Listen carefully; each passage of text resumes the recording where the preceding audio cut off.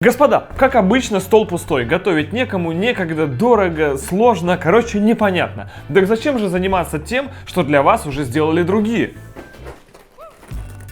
Вкусное и здоровое питание Grow Food. Котлетосы у нас есть, котлетосы с соусом и с картошечкой есть. Слушайте, прекрасно, я остаюсь тут. Grow Food — это профессионалы высокого уровня, которые давно себя уже зарекомендовали и не первый год на рынке, так что я лично свое время предпочитаю тратить на что-то полезное, чем на просто готовку еды. И, кстати, теперь Черная пятница приходит и в Grow Food. Сейчас можно купить с реальной выгодой для себя и своего кошелька. И самое главное, все цены и скидки действительно честные, их никто не поднимал перед этой самой Черной пятницей. Не, я котлетосы прямо сейчас съем с картофаном. Здесь написано второй день, а я съем прямо после рекламы.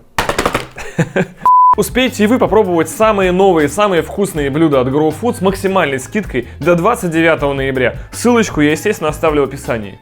А теперь поем. Вот, бывает же спонсоры, а? Сковорода, вперед!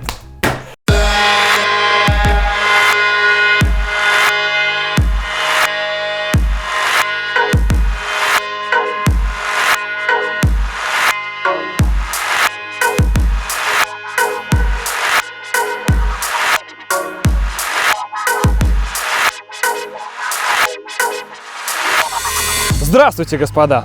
Все дело идет к тому, что мы купили вам еще одну тачку, вернее, одному из вас. Да, это машина в GIF, все подробности будут в конце видео.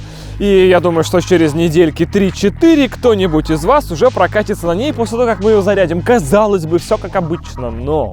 В этот раз мы взяли действительно трендовую тачку, господа. Это новый Jimny. Его практически невозможно купить, и даже для того, чтобы его купить, мы потратили практически месяц нашего драгоценного времени. И при этом купить удалось все равно только лишь минималку. Максимальной комплектации в наличии нет. А те, что скоро придут, предзаказаны уже на месяц вперед, и взять их все равно не. То есть, если мы захотели сегодня максимальный Jimny, мы бы получили его в январе. Почему? Давайте разбираться.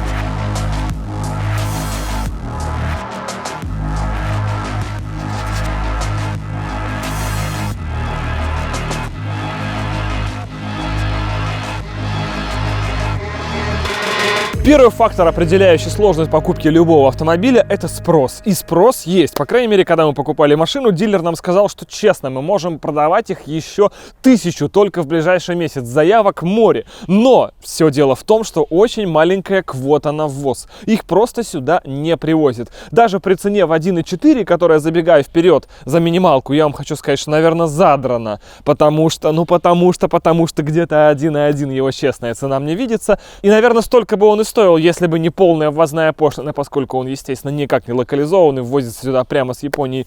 И, во-вторых, это его дизайн и общее сочетание характеристик. Потому что, во-первых, это гелик.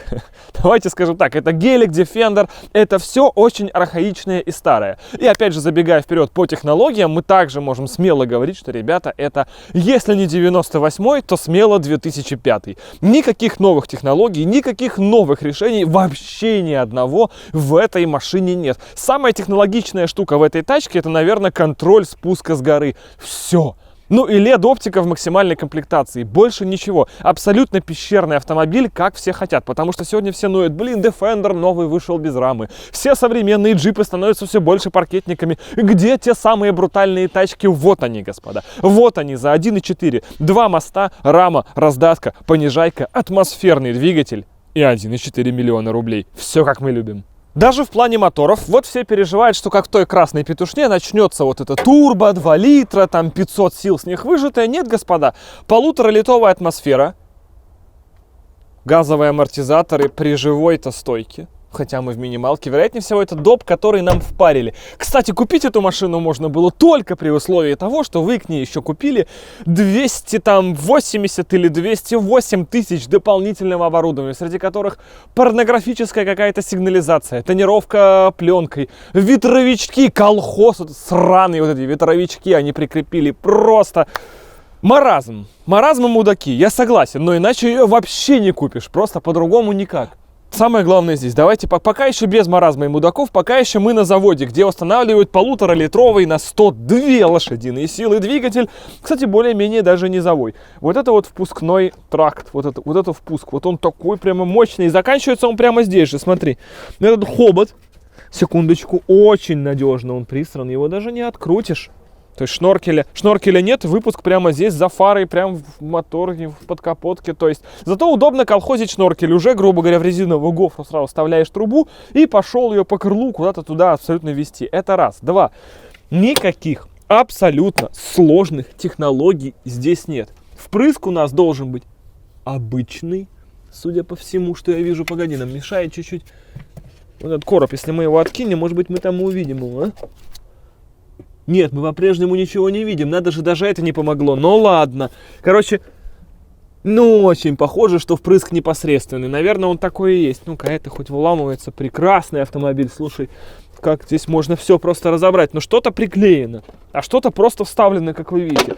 Даже мозги, блок управления двигателем, который находится традиционно уже у нас под капотом, он просто будет такой. Вот это вся информация, которая нужна для управления этими 4 цилиндрами. И в принципе и логично. Зачем нам что-то еще? Давайте посмотрим в плане оффроуда. Ведь все Джимник — это же рама и 2 моста. Это же злющий, бездорожный, просто какой-то дикий вариант. Но высота до впускного коллектора. Это мы еще на горке стоим. Короче, впуск у него ровно где-то вот на этом месте. То есть вот это максимальная глубина, а вернее не это максимальная глубина, а скорее всего вот такая, на которой вы можете форсировать лужу. Это немного. Понятное дело, что это сток, но это все равно немного. Но дальше, если мы сейчас возьмем линейку, все станет еще гораздо хуже. Если под капотом еще более-менее все как-то совпадает, это у нас, похоже, даже рулевая машинка самая. Здесь даже не рейка, здесь прямо архаика, прям матерая архаика. То размеры все равно берут свое. Если мы сейчас хотим поехать в лес, то есть, допустим, куда мы уже доехали, то наши возможности очень ограничены. Сейчас все докажу. Нифига, она улетела.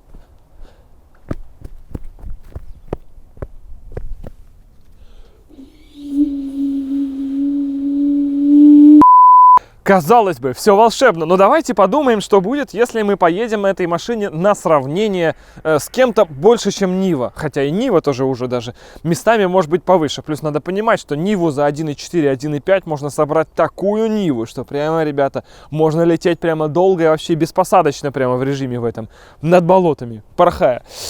Колеса в стоке. Давайте сухие цифры. Что нас интересует? Понятно, что есть другие обзорщики, наверное, которые им рассказывали: «Вау, как едет Джимни! Ну надо же! О, как едет Джимни!» Давайте серьезно. 67 сантиметров. Мы уже заранее в калькуляторе посчитали. Это 26-е колеса. 26-е колеса. 29-е мы, по-моему, для справочки ставили на Duster. На Duster, на Renault Duster арки больше. Это проблема, нужно лифтовать, то есть нужно ее поднимать. Дальше, для чего же ее лифтовать? Потому что лифтуют обычно только, чтобы влезли колеса, не в нашем случае. Вы въезжаете в лужу, да, я вам до этого говорил, что глубина преодолеваемого брода, пока оно зачерпнет, у нас где-то вот чуть выше колена, грубо говоря, да, там 75 сантиметров, казалось бы, неплохо, да. Здесь мотор еще не черпает, хотя сам воздухозабор у нас практически на высоте 90, вот здесь располагается. Но помимо воздухозабора, поскольку у вас новый автомобиль, есть еще салон. То есть у нас есть место, где, вот, грубо говоря, стык двери и порога, и где уже пойдет заливать прямо к вам в ноги. Так вот, эта высота, господа, 43 сантиметра. 43 сантиметра. В антигелике это простой УАЗик, но он антигелик, он ниже, чем простой УАЗик. Высота до полов 62 или 65, в зависимости от того, ну просто как под горочкой стоит. Представляете, какая разница? То есть вода в салон здесь начнет поступать стихийно быстро. 45 сантиметров — это примерно расстояние, когда остальные автомобили еще только-только слышат, как под днищу начинает какая-то вода там плескаться. У вас уже заливает. В этом проблема Джимни. Он действительно очень маленький. А на оффроуде, к сожалению, размер имеет значение. Как размер колес для того, чтобы сделать побольше дорожный просвет, так и размер до того, как начнет заливать салон. Дорожный просвет в стоке. Но так, чтобы вы понимали, у Subaru, да, который не имеет ничего общего с оффроудом, дорожный просвет 21. 205. Да, здесь ваше предположение, пацаны. 26. 210. То есть на 5 миллиметров выше, чем Subaru эта машина. Чем просто Subaru, чем универсал повышенной проходимости, у него просвет 200. Здесь 210. До редуктора, конечно. Я понимаю, что есть еще рампа, и все-таки это яблоко редуктора, это мост. То есть это то место, которым вы можете биться вообще просто и не щадить ни себя. Но, тем не менее, господа, сбоку от редуктора еще располагаются клюшки, нижние точки крепления амортизаторов, кронштейн тяги Панара и все, что будет дико якорить. 210. Гипотетически это расстояние можно увеличить только установкой больших колес и больше ничем. Это мостовая машина. Никакие лифты и прочее до редуктора расстояние это не увеличит. Поэтому 26 колеса это 26 дюймов. Но можем поставить 28, на 1 дюйм она поднимется. То есть мы получим максимальный гипотетический дорожный просвет на этой машине 23-25 сантиметров. Да и то вряд ли. 23 сантиметра, ребят, дорожный просвет. Это очень мало, если мы говорим про какой-то вообще оффроуд. Вы готовы? Сейчас жарко становится. Ха! Ты угадал. Становится жарко. Все равно ни хера она полностью не выключается. И она сразу включилась сразу. Вот. Ну ладно. Короче, дрифт здесь не прокатит, пацаны. Коробка воет. Все держится? Нет.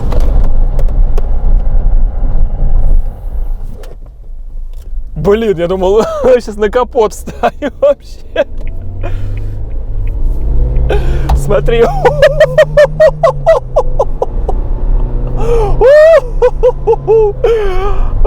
Да, это тачка. Слушай, ну Карабас воет прикольно на всех передачах, как в моей девяточке. Вот это мне вы так смешно выглядите. Вы мне нравитесь там сзади. Давай 10 часов. 10 часов точно надо делать все, пацаны. А мне прикалывает. А мы что думали, кататься будем просто так? Вообще, вы так в зеркале прикольно выглядите. А что у нас стекла потеют, а? Погоди. Ай, нет, одно нельзя опускать, ага. Что, сзади дует? Надеюсь, да. Прекрасно. И мне дует, но я-то не буду париться, смотри. Да, ну что я могу сказать, господа, сзади пассажирам довольно-таки комфортно. А в целом на ходу, конечно, джимник это вещь в себе, потому что очень мягкая подвеска. Естественно, очень высокая резина. И подвеска, помимо того, что мягкая, она еще и длинноходная. То есть, когда она проседает на бок, она прям конкретно проседает на бок. Передача у нас 5, пятая с 70 уже 2000 оборотов. На пятой с 70 2000 оборотов. Давай отпустим поток. Роллом разгон до 100.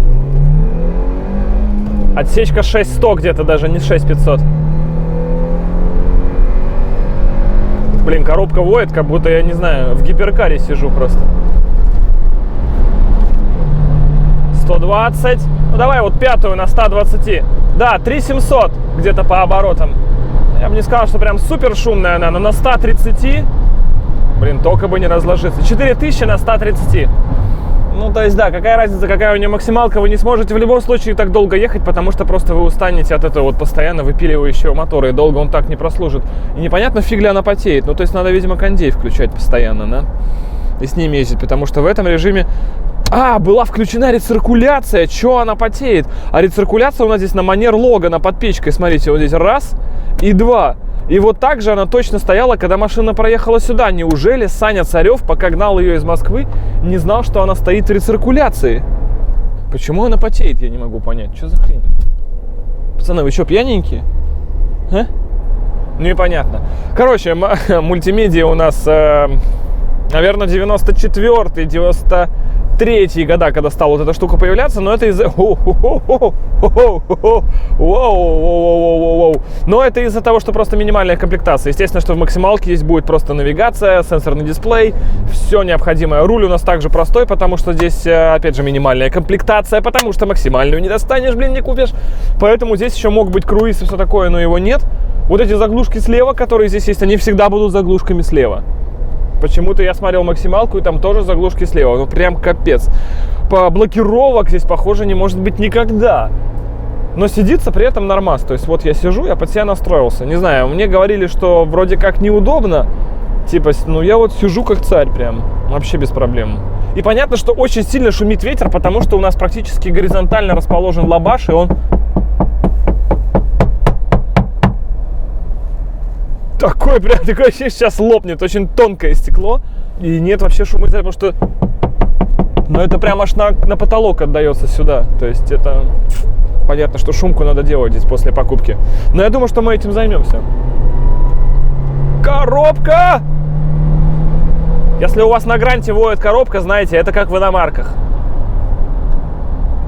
Не надо печалиться. Да все, ребята, на ходу на этом ощущение заканчивается. Все удобно, все под рукой. Карабас там, где и должен быть, коробка там, где и должно быть, руль на месте. То, что впервые я не бомблю на то, что у руля нет регулировки по вылету. Ее нет, да, но при росте 183 я сижу. Камон! Допустим, я сижу в положении город, в положении трасса, я бы, наверное, сделал... Прости, Никитос. Я бы сделал вот так, да, уже, понимаете, я за руль вот так вот берусь, но при этом я не страдаю. Капец, как не хватает здесь вот подлокотника центрального, очень не хватает. В остальном же, выдохнул, все, нормес. В остальном же здесь кайфово. По поводу места сзади, что, пацаны? Его нет. Нету вообще никогда. То есть это чисто доехать куда-то в случае, если возникла какая-то ситуация, да? То есть это, можно сказать, не место, это такая 2+2, знаете, формулировка, как типа там Audi TT, Bentley Continental GT, что у нас еще такое? Ну да, в высшей лиге, то есть, что я хотел сказать. Абсолютно никаких новых технологий, полностью пещерный автомобиль, как мы хотим, как мы любим, надежно, навсегда. Даже палку, ну-ка на ходу полный привод.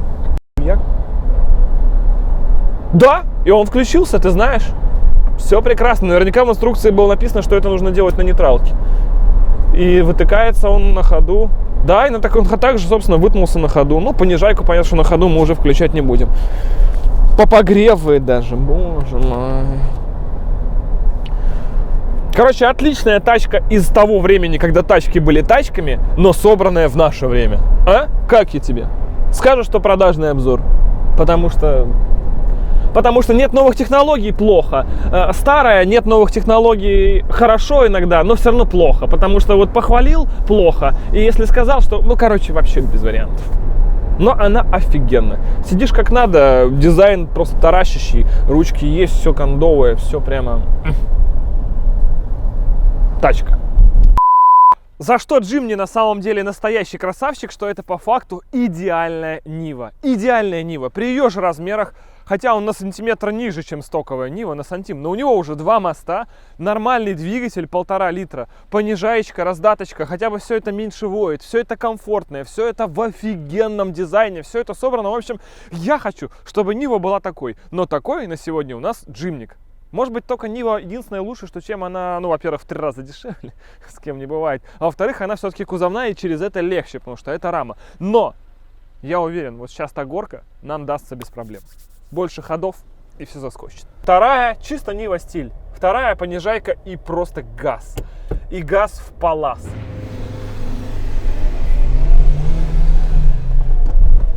Что, собственно, и требовалось доказать. Он ее вообще не заметил. Давайте посмотрим диагоналки. Есть у него слабое место, это отсутствие ходов подвески. Их реально хотелось бы больше. И поэтому мы вот туда сейчас попробуем заехать. Вот туда. И, соответственно, попробуем не ходами. Хотя так все разровняли здесь, что, наверное, и получится. Ну-ка. Нам еще и... Ага! Отсутствие блокировок компенсируется тем, что у нас есть имитации. И они работают даже при понижайке. Хорошо. Раунд. Согласен. Поехали на бруствер. Так, ну что. Стандартно наш бруствер. Тут, я думаю, что проблем не возникнет с такими-то имитациями. Ну, давайте понижайку загоним на всякий случай. Кстати, забавно, что понижайка включается без включения нейтрали. То есть прям понижайка заскакивает. Вот такой. Что-то большое сомнение, что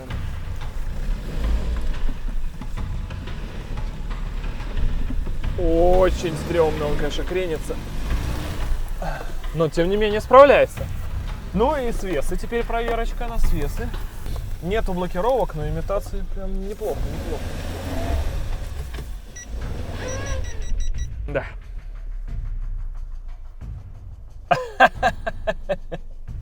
Нужно было больше ходов, я подозреваю. Ну-ка, вперед. Не кажется, не спасибо. Все.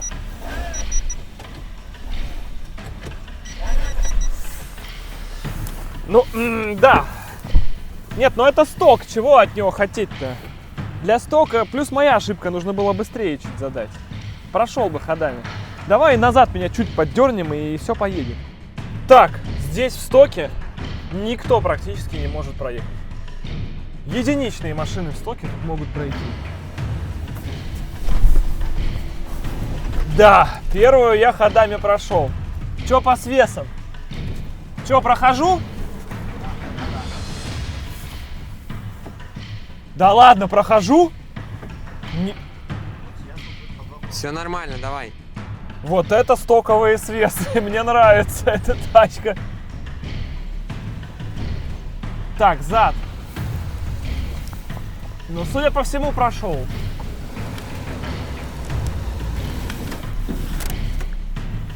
Рамка номера. У нас его все равно нет. Я понял. Короче, газуем, да? Да.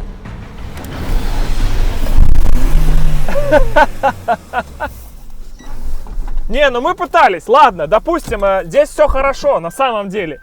С этим препятствием вообще все хорошо, потому что здесь, во-первых, сток пройти не может. Невозможно это препятствие пройти на стоке здесь. Ну, никто его не осилит. Потому что здесь и свесы, и рампа. В нашем случае рампы, понятно, не хватает, потому что мы в стоке, это маленькие колеса, ничего, лифта нет и так далее. А свесы-то идеальные. Ты посмотри. И это реально рамка номера. И даже если бы мы...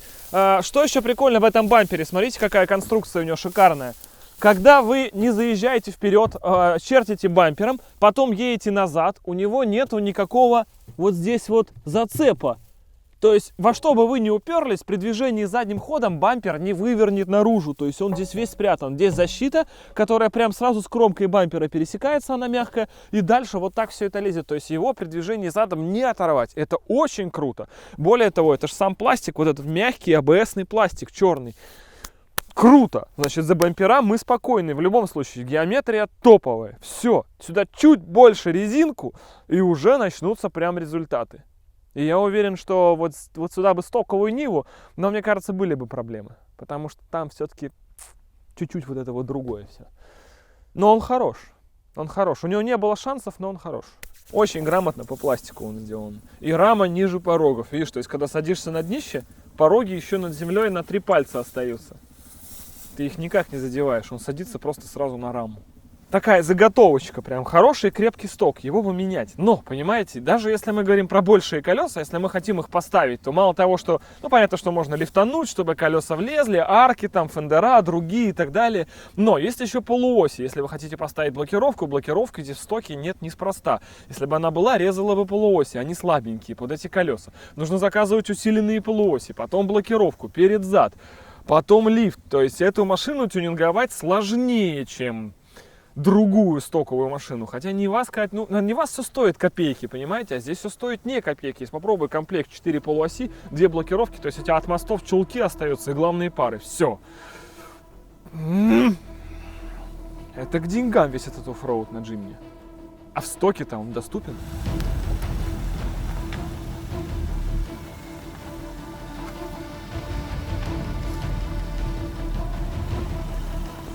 Он, конечно, из-за того, что узкий, кажется, что пинцет переворачивается как.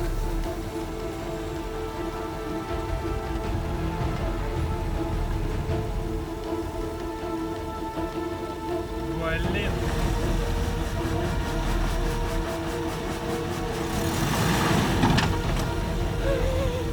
Вот это имитация, видишь, когда просто отпускаешь цеп, он делает так тыт-тыт-тыт, а чтобы плотнее зажал, нужно газ нажать. А зачем нажимать газ, когда я вниз мордой вешу?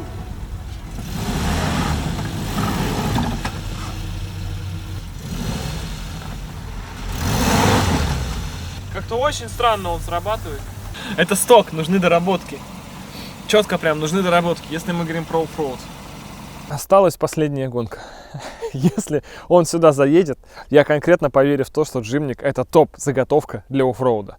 Одна из топ-заготовок для оффроуда. Еще на шоссейной резине, если понимаешь, я был бы хотя бы на АТшке. Все зашло.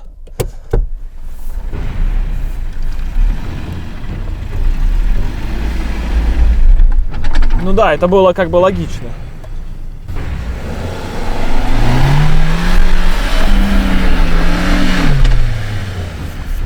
Сможет. Слушай, ну пока тиски держат наверху, я верю в то, что все будет хорошо.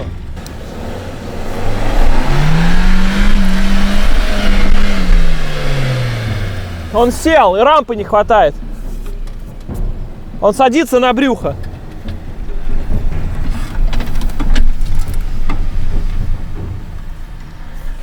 Чуть низковат, малыш. Чуть-чуть низковат.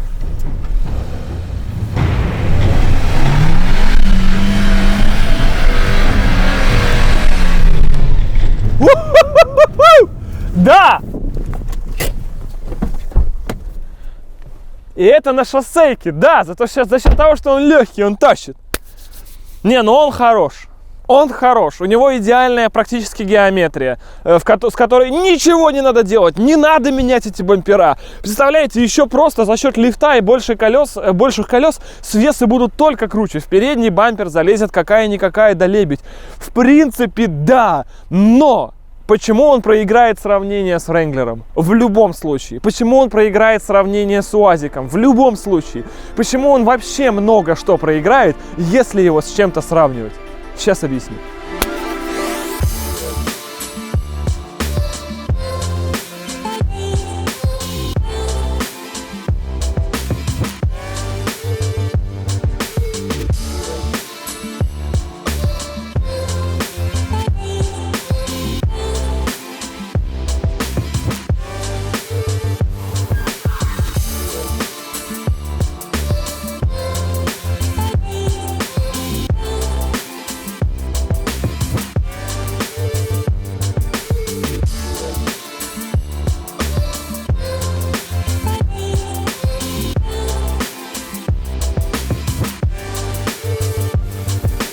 Резюмируя все вышесказанное, мы понимаем, что джимник — это реально тачка с хорошим потенциалом. И если вы приехали на слет нивоводов, а нивы, как мы знаем, бывают очень разные, и нива — это при всей вот этой вот с улыбкой произносимой слово и стартом от 500, по-моему, 50 тысяч рублей, с такими вложениями, допустим, 1 миллион в ниву вложить, это уже штука, которая будет ехать очень круто. И эту штуку можно делать так, что она будет ехать не менее круто, чем нива, но с комфортом, превосходящим ее в несколько раз, потому что это все-таки реально крутая тачка. Она и выглядит круто, и в ней сидишь удобно. Эргономика, просто, понимаете, эстетическое удовольствие от обладания и от прикасания к ней. Все-таки японское качество, все-таки 102 силы. Какой-никакой мотор, какие-никакие мосты, колесики, все это вместе. Казалось бы, бери да готовь ее под оффроуд. Костя, все по стандартному сценарию, да? Понятно, что вот сюда аккуратно влезет лебедь, тут клюз за номером закроется, какая-нибудь АТшечка, блокировки перед-зад, все, поехали. Но... Господа, как мы знаем, что на оффроуд люди ездят гораздо реже, чем они ездят просто на работу, за хлебушком, в садик и так далее. Такая тачка, во-первых, будучи закорчевана под оффроуд, вряд ли сможет встать на учет на вас. Во-вторых, это практически никому не надо. Давайте будем откровенны. Как Костя задолбал твой оффроуд? Его не было полгода, а он все равно задолбал. Вот такая ситуация. Поэтому, безусловно, и колеса, и резина в этой машине поменяются, не переживайте. И еще куча всего. В ближайшие 2 серии с этой машиной произойдут нереальные изменения, но это не будет оффроуд. Хотя, я думаю, блокировку назад, что бы и не вкатить. Она еще никому не вредила, и во всяких там сложных ситуациях кнопочку нажал, а машина едет уже значительно лучше. Так что, господа, все подробности, как ее получить, будут, естественно, по ссылке в описании, которая в этот раз очень простая. Это мой аккаунт в Инстаграме. Просто заходите в мой аккаунт в Инстаграме и смотрите, на кого же я подписан. А я подписан на 50 необходимых вам человек, на которые вы также должны подписаться, и тогда вы принимаете участие в этом гиве. И тогда через там 3-4 недели вы получаете шанс в прямом эфире стать обладателем этого самого автомобиля. При этом мы еще оплатим вашу дорогу сюда и вашу дорогу обратно, вернее, полный бак мы вам заправим. На полном баке она уедет конкретно далеко. Есть еще небольшие условия, ознакомиться с ними со всеми вы можете уже непосредственно по ссылочкам, также в описании. В любом случае, господа, удачи вам, джимник дальше будет только лучше, тачка, в принципе, по себе неплохой такой сенокос. И на ней вы сможете уехать к себе, без проблем встать на учет и с комфортом перемещаться по этой жизни, не опасаясь взглядов инспекторов. Джимни, ты крутой. Спасибо тебе, что ты есть, и спасибо тебе за то, что в 2019-м ты сделан по подобию 2000-х. Это в наше время дорогого стоит на самом деле, господа. Удачи вам, удачи в конкурсе и пока. Костя, перестань хлопать, ты надоел. Почему ты все время хлопаешь? Мы смотрим тебя в наушниках, уши разрываются.